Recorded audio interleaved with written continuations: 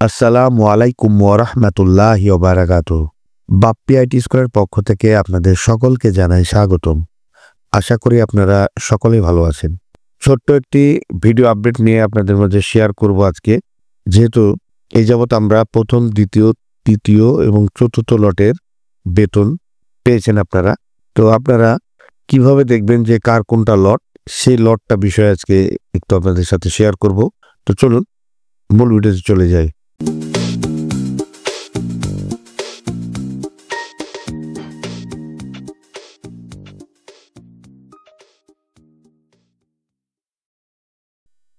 যেখানে দেখুন বরাবর মতো আমরা প্রথমে emis.gov.bd তে যাব, গিয়ে MPFT-তে ক্লিক করব, তারপরে ইউজার আইডি এবং পাসওয়ার্ড দিয়ে এই যে লগইন বাটনে ক্লিক করব। লগইন বাটনে ক্লিক করার পর আপনারা এই যে প্রথমে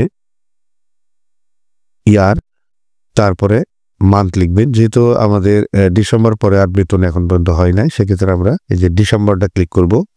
তারপরে যে এখানে দেখেন লোড, এই লোডে ক্লিক করব। এই যে দেখুন, এই যে লোডে ক্লিক করার পরে দেখুন এই যে এখানে ডান সাইডে দেখেন এই যে লট, এই লট কার কোন লটে বেতন পেয়েছেন সে বিষয়ে এখানে দেখাচ্ছি। দেখুন এই যে দেখুন 1-1-1, তারপরে 2-1-2।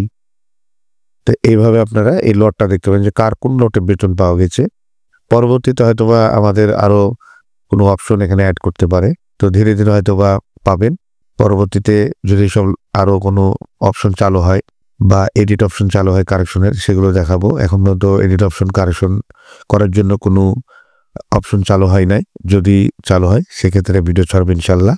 তো এই লট বিষয়ে দেখানোর জন্য আজকে এই ভিডিওটি তৈরি করেছি।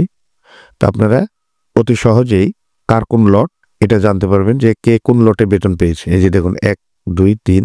তো আমার যেহেতু 1 আর 2 লটে সম্পূর্ণ বেতন পেয়েছে সব শিক্ষক কর্মচারীরা, এই জন্য 3 নম্বর লট বা 4 নম্বর লট নেই।